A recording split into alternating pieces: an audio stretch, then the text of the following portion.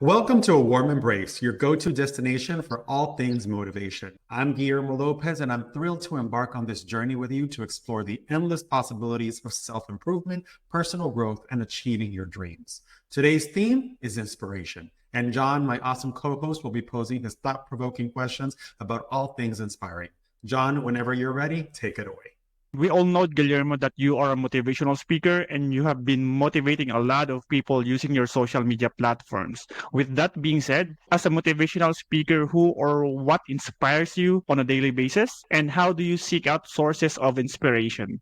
That's a good question. I think we've spoken about this before, and I actually listen every single morning to this 9-minute YouTube video by a speaker named Brian Bullock. And his video is entitled I Am. And the reason it's entitled I Am is because it really talks about the power of words. He begins his video by saying, your words have the power to change your world. And he actually quotes from Proverbs that says that death and life are in the power of the tongue. And it's always so amazing how something so simple can really affect us. And I use that every day as my guiding post, my guiding light. And I wake up every morning and I set out on my morning walk or my morning jog.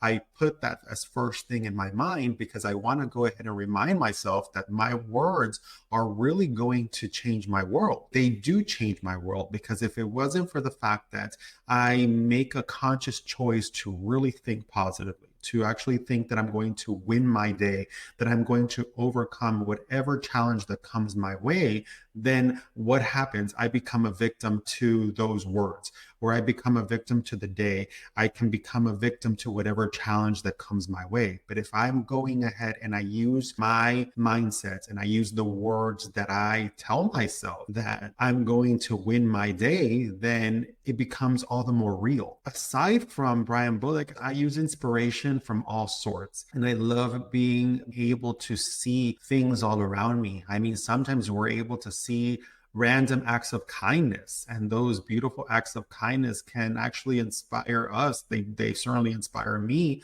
to do some good in this world, whether it's sending out a thank you that you forgot to send, or whether it's sharing a kind word to a person that you feel needs it, or whether it's something that if a friend or a family member or even somebody that you haven't spoken to in a while pops into your mind and you reach out to them and say, you know what, today I was thinking of you. Those are simple little actions that can go ahead and change someone's life. I mean, I've been privy to receive messages like that. I mean, the other day, as you mentioned right now, John, the fact that I do have a social media presence, I had a friend respond to one of my stories and she said, I love you and I miss you, Big G. This is somebody that I haven't spoken to in months. I believe I haven't seen her in going on a year now, because I believe the last time I saw her was in May of last year. And for somebody to just out of the blue send me a message and a story, don't get me wrong, I enjoy all of the messages that I receive from followers, whether I've met them in person or not. But this one message actually really struck a chord with me because I was in her thoughts and I inspired her enough to actually want to reach out to me and say that she loves and she misses me. And that's a beautiful thing. That was something that really inspired me to think that I should be doing more of that, because I know that oftentimes I get these thoughts in my head, oh, I haven't spoken to so-and-so. When that happens, I make it a point of trying to reach out. And sometimes, to be perfectly frank, oftentimes something gets in the way, but I make it a point to really check in and to come back and to center myself. I'll give you another example. Yesterday, I found myself on the other side of the state. As you know, I live in Miami, Florida, but I had to tend to business in the west coast of the state, in the Punta Gorda area. We have friends that live there, and this trip was going to be a very quick trip. It was a trip that I was driving over the night before. I was going to stay over, go to my event in the morning, and then immediately drive back. But as I was talking to my coach earlier this week, I actually made the decision that I was going to reach out to these friends that we haven't seen, I think, in like 6 to 8 months, if I'm honest, ever since they moved to the West Coast. And I said to myself, you know what necessity do I have to really drive back as soon as my event finishes? Why don't I actually take the moment and reach out to see whether they might be available for lunch? They work, they have their own lives. But you know what? I sent them a message. It was a last minute message. And I said, you know what? I do understand that this is last minute, but if you're free for lunch, I'd love to see you. And as it happened, they were free for lunch. Timing could not have been more perfect because the time that my event finished and when they were free for lunch coincided expertly, if you will. I was able to see the beautiful things they've done with their new home. We went out to lunch, we caught up, and that was something that was a beautiful thing for me to do, especially because of the fact that I was inspired to do that. I was inspired by my friend reaching out earlier this week and saying that she was thinking of me. And so I was going to be in their area, in these other friends' area, and I was thinking of them, and I said, you know what, let me see them. So we don't have to have these grand inspirations. We don't. And that's why I use all these different examples, starting with the YouTube video that I see, or random acts of kindness that I can witness, or kind word that I receive that proves inspiring for me to want to act in a different way than I would normally think to act, because I have my calendar so scheduled down to the minute these days with business. But the beautiful thing is that sometimes when we take that moment and step back, when we take that moment to be inspired, and we can act and we can do beautiful things that not only serve us personally, but serve those around us. Can you share a moment when you felt deeply inspired by someone or something?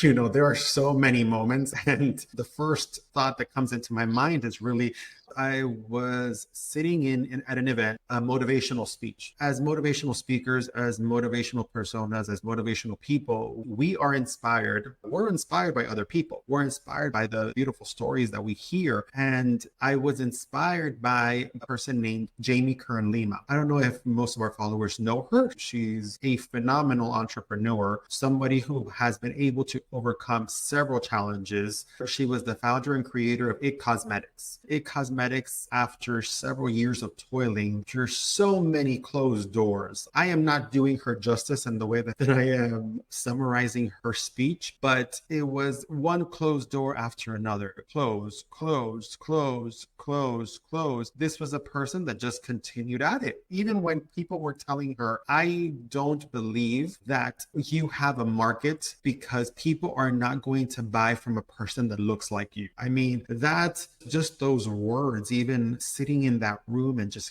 hearing that. I mean, we've all had those moments of self-doubt, right? We've all had those moments where we're feeling less than. And I don't sit here talking to you, John, and talking to our followers, pretending that I don't have those moments, or I've never had those moments. We all have. And so when I sat there and I listened to somebody say that to her, or her recounting the story rather of somebody saying that to her, I was inundated with memories where somebody said something along those lines to me, something along the lines of like, you are not good enough, or you don't look right, or only you were to do this, or if only you were to look this way, or if only you were to act this way, or if only you were to speak this way. I mean, I was inundated with those memories. And when I heard that, I connected with her, because at the end of the day, this is a person who's standing on a stage telling us her story of how many doors that were closed in her face, until finally she stood her ground, and she eventually was able to place her cosmetics line on a home shopping network affiliate here in the US. Again, even when she was on that channel, she was told that she should use models, and she was the face of her brand, but she wanted to continue being the face of her brand on TV. And they still, at the last moment, were telling her that people were not going to buy from her because she looked that way. Notwithstanding what she was told, she said, you know what? I'm still going to be the person that is going to be on camera. I'm still going to be the person who is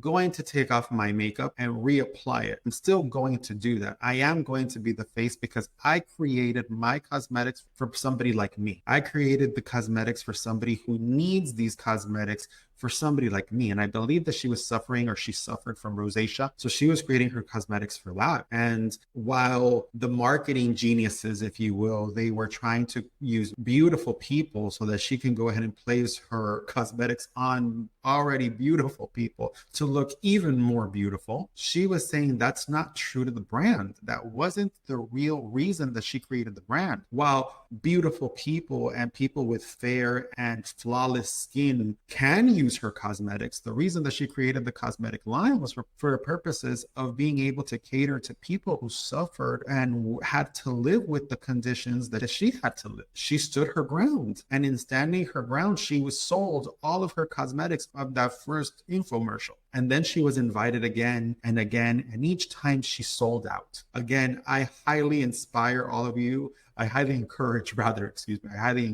all of you to go ahead and listen to her keynote if you can, because it's so empowering. It really is empowering. Just sitting there, I drew inspiration from the fact that it's like, this is a person who took all her no's until eventually received her yeses. And she has these great little punchlines that right now they escape me, but I wouldn't do them justice if I repeated them. So it's better for me not to remember them. But the truth of the matter is that if you can get an opportunity to listen to her, you should. And that's an example of inspiration that I get. As I've said, there are so many forms of inspiration all around, but listening to people's stories, listening to people who are willing to share how they've overcome something is a great way of finding inspiration. I mean, to the point her company was acquired by the L'Oreal brand. After it was acquired, the brand asked her to stay as the CEO of the L'Oreal brand, so much so that she had become the first female CEO of this long-standing brand. This was all after all her no's. That is one example of an inspiring story. I think I've also mentioned previously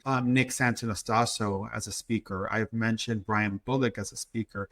I've mentioned Tony Robbins as speakers. These are all amazing people who have overcome things, and I'm not the only person who uses or is inspired by them. And when I use my story to try to go ahead and motivate people or inspire people, and I still have some hesitation when I say those words, because I think to myself, Guillermo, how can you inspire? How can you motivate? I still have those moments of introspection. How can you think that you can inspire? I always answer myself, well, I do the best that I can. And if my story in any way can touch the life of somebody else, then I've done my job. And that's why I'm so big on the whole idea of people sharing their stories, because how many stories are untold? And the truth of the matter is that for fear, we stop from sharing our stories. And that was something that I told myself early on in this venture that I'm doing is in the motivational and inspirational space, is that I don't want to let fear dictate. I don't want to let fear dictate my actions.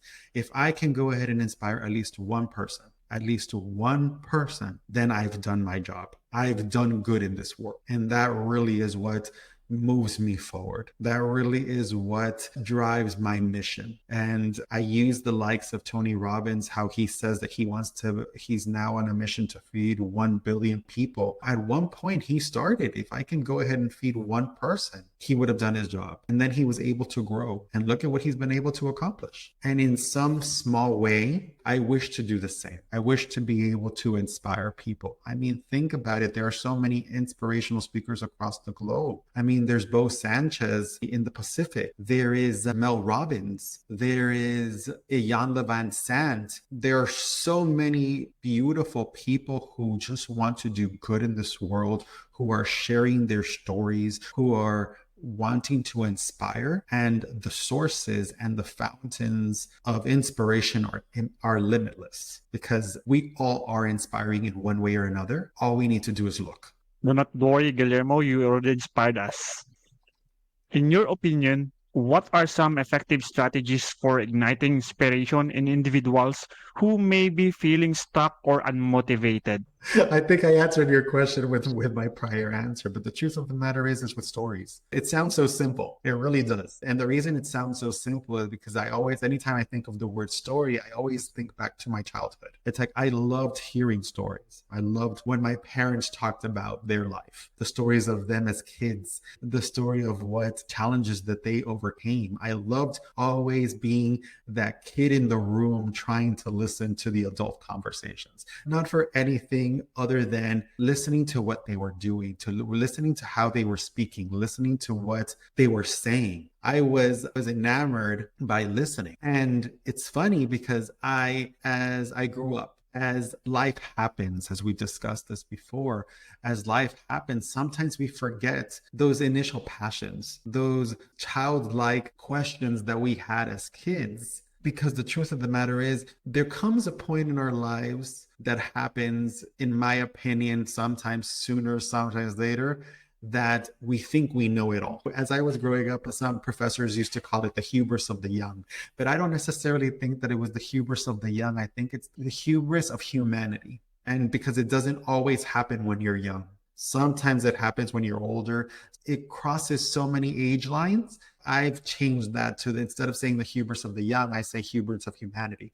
At any given moment in time, we as human beings, we think that we know better. We think we know it all. If something happens that really bring us down to earth. That's the best way that I can go ahead and say it, because at the end of the day, sometimes we all have to go through that so that we can move forward. It's called wisdom. It really is called experience, and experience leads to wisdom. There's this one saying, and I hope I'm getting it right. It's knowledge with experience is wisdom. Otherwise, it's only knowledge, because you wouldn't know if you didn't experience it, you would not know what it truly means. And that really is the whole notion of wisdom. When we share our stories, when we talk about our stories, when we are vulnerable enough to open up, that's where true strength comes from. Because what ends up happening is that not only are you empowering yourself to be able to move forward, but you're also identifying the fact of what you've been able to overcome. That's where strength comes from. When you are able to realize, wow, I did that. I overcame that. I lived that. If everybody had that opportunity, if everybody took that moment of introspection to go ahead and think back to the challenges that they've overcome, you would be surprised. They would be surprised at what they've been able to actually achieve. These are stories that are meant to be told. Because if you told me, John, your story, if you told me, you know what, Guillermo, I experienced this. This is what I did. This is who I spoke to. This was my process to come out bigger and greater from out of the other side. Then that would be inspiring to me. Why? Because I may have either experienced something similar in the past. I may be going through something similar right now. Or in the future, if I were to experience something in that way, I can draw back to your story and think, this is what John did. Or I can also use your story to help somebody else. That's a great thing, because the truth of the matter is, I don't expect my story to be my story alone. If ever there is a time that somebody listens to this podcast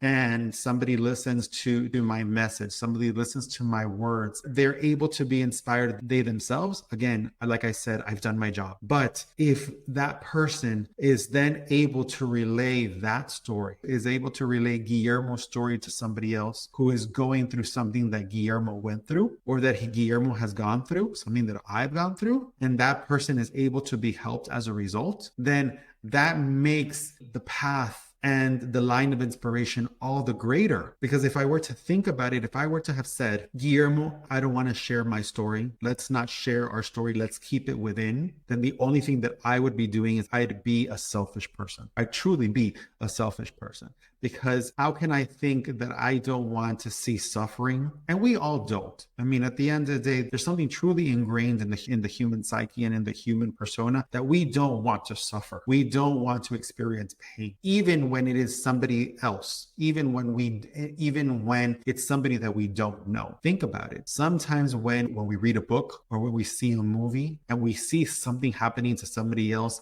it's very hard for us not to feel something for that person. And that's the key there. So if I were to think that I wanted to, in an act of total self-preservation, self-protection, I did not want to tell my stories because I did not want the possibility of being embarrassed, or I did not want the possibility of being ridiculed, or I did not want to experience the possibility of being judged, then I would be doing not only a disservice to myself, but I would be doing a disservice to all the other people who could benefit from my story, who could benefit from my experiences. And if I were also selfish enough to think, you know what, on the other side of the spectrum, now that I'm in it, and if I were selfish enough to think that only my words are inspiring, and I wouldn't speak to you, John, and I wouldn't speak to our viewers about the avenues of inspiration that I receive, like the morning video that I listen to every day, or Jaime Kern Lima's speech, or Tony Robbins' story, or telling you about, or mentioning Bo Sanchez, or even mentioning Mel Robbins, mentioning Lisa Nichols, or mentioning Iyanla Van Sant, mentioning so many. And again, those are just a handful of people who are in this world who are motivating people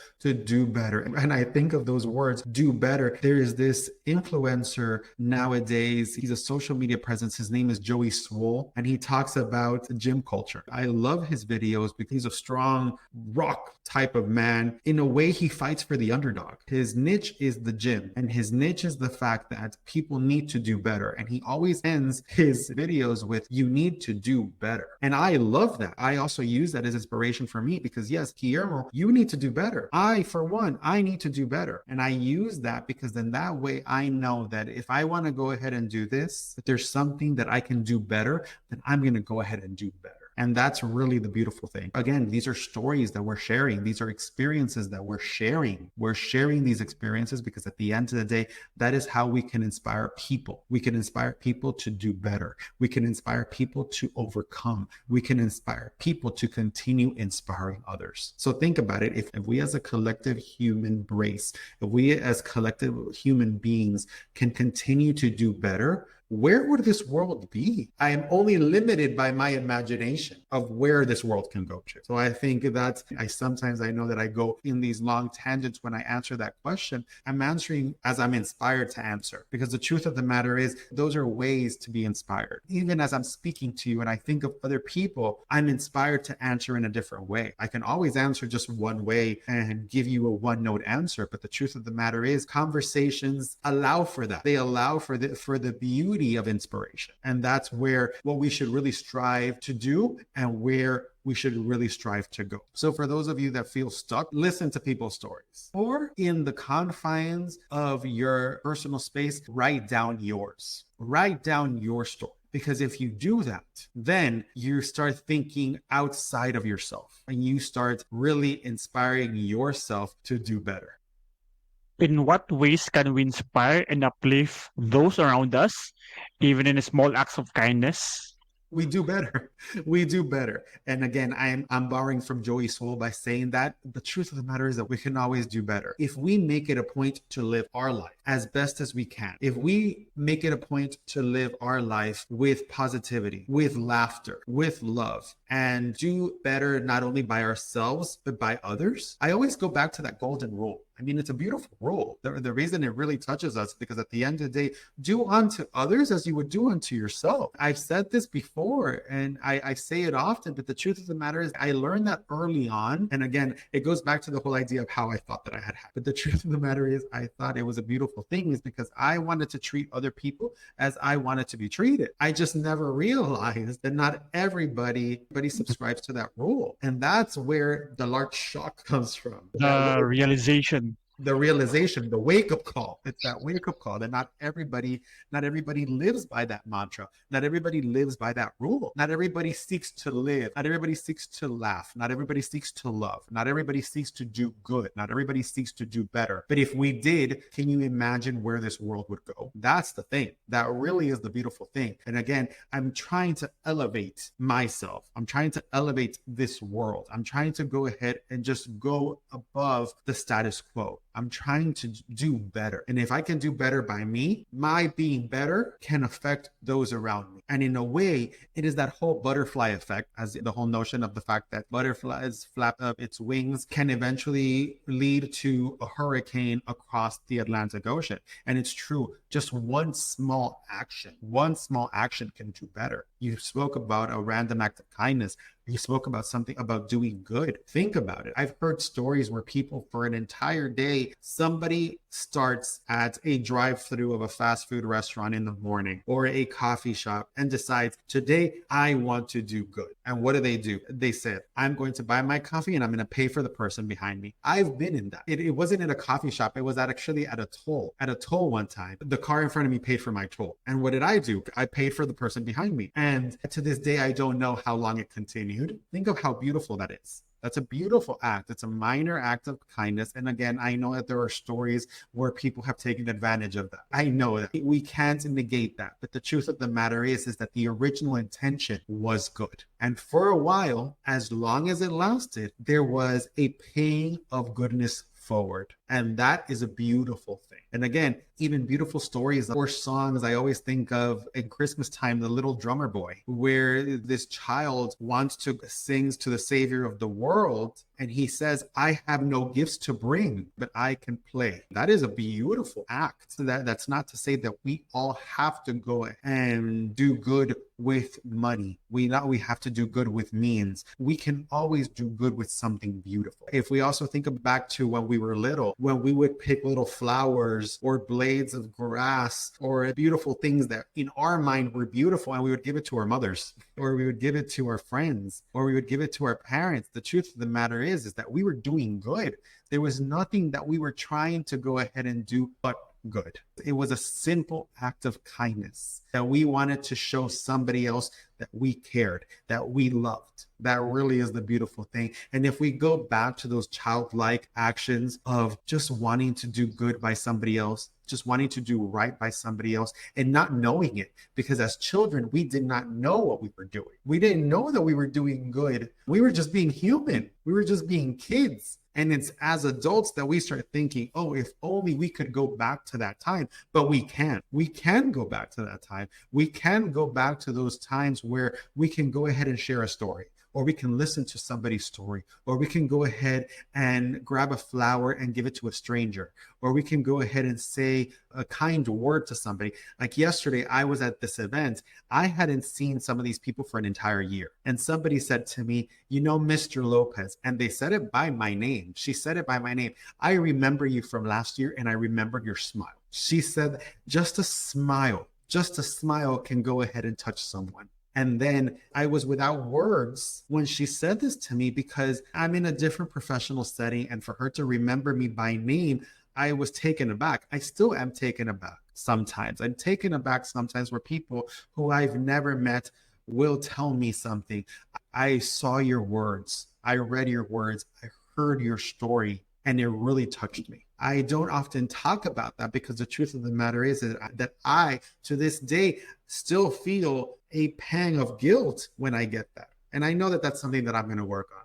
But the truth of the matter is that I'm truly doing what I set out to do. And when somebody comes and tells me that, when somebody thanks me for my smile, when somebody thanks me for a hug that I give them, when somebody thanks me for that warm embrace, I remember that's why I did it. That's what I did from the very beginning. That was my mission to start with. That initial shock, that initial pang of guilt goes away, because the truth of the matter is I am fulfilling my mission. I am doing that. I am doing good in this world.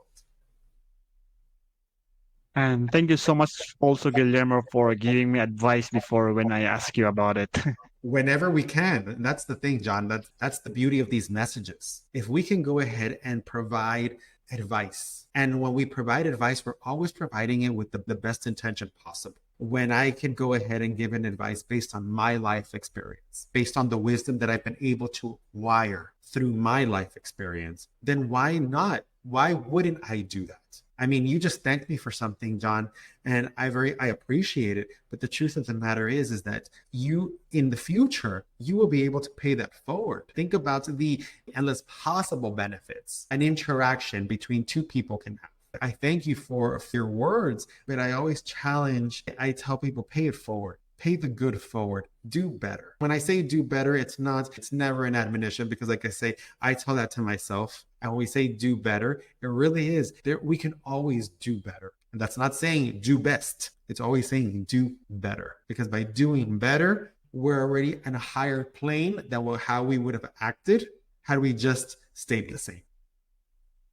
Can you discuss the ripple effect of inspiration and how it can lead to positive change in individuals and communities? I think all of my answers have been leading into the next question. I love it. The truth of the matter is that any act that we do, it creates ripples. These are unseen ripples that we don't readily see. I think when we go back and we think about the ripples, they start small, but they eventually get so big that we don't see them. They become waves. And then people across the globe will see it on their side, and they don't know what started it. Of course, there are currents and the like, but the truth of the matter is that a simple ripple can start from one end of the earth and it can actually touch the other.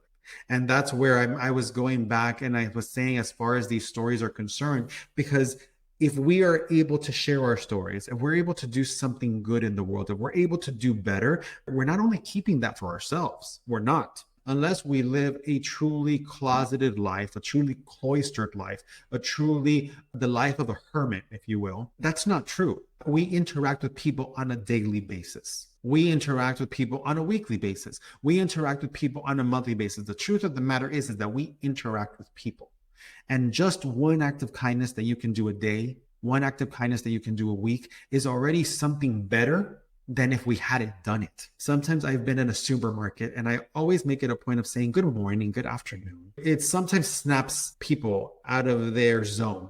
Cashiers, they are running around. They are sometimes so busy that they have lines that are like 10, 12 people long, and each person is putting on additional pressure. It's like, oh, I need to go. I need to get someplace. I need to get someplace. And this a rapidly moving world. We know that. We know that we live this world. No matter where you are, we are always trying to buy more time. We're trying to think, it's like, how often do we not hear people say, I have no time, or I wish I had more time? And the truth of the matter is that we have more than enough time.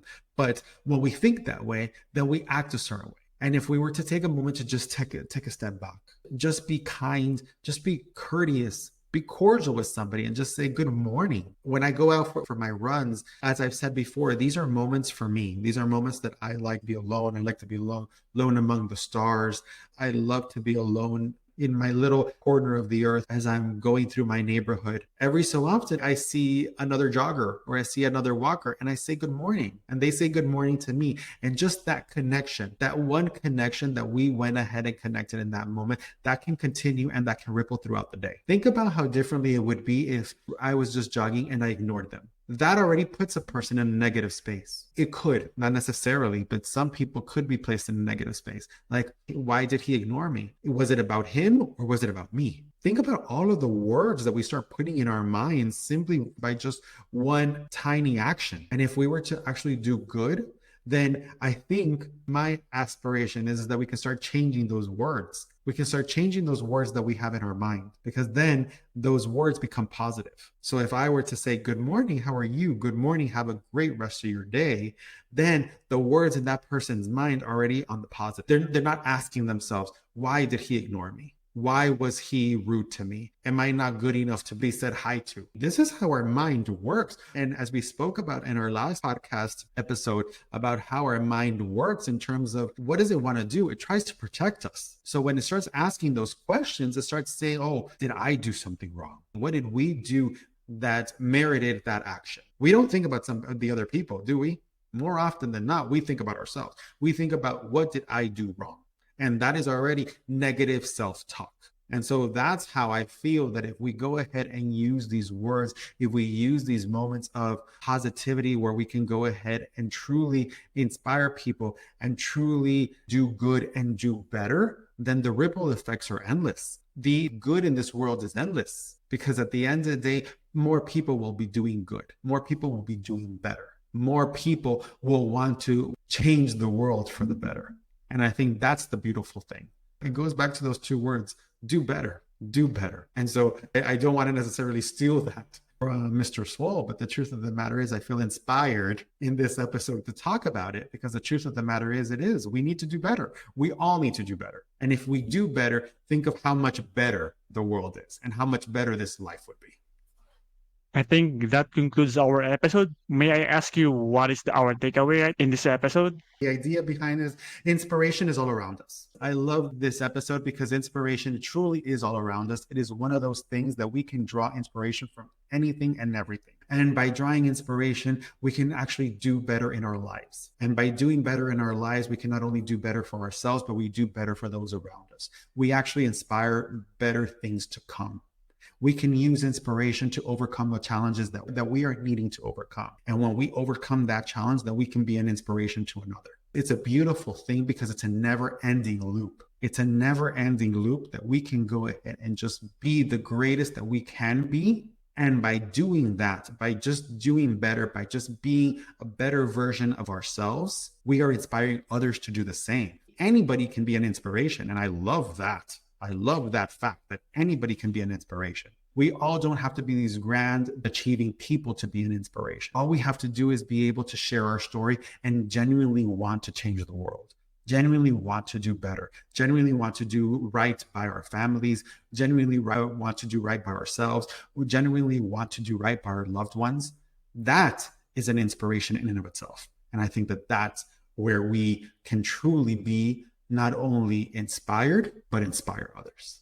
And so with that, John, I very much appreciate, as always, your thought-provoking questions, because what do? They really allow for these conversations to be had. They really allow for these stories to be shared. And when we do that, then that we help not only ourselves, but we also help our fellow man. So to all our viewers and our followers and our friends and our families, thank you so much, as always, for listening to our episode, for listening to A Warm Embrace, and for following us on social media. If you haven't already, please like, follow, and interact with us. We're always there, and we want to be able to interact with you. So thank you. And as always, from my heart to yours, a warm embrace. Thank you for watching. If you enjoyed this video, please consider supporting us by liking and subscribing to our channel. Your small gesture means the world to us and helps us continue creating more content like this. See you in the next video.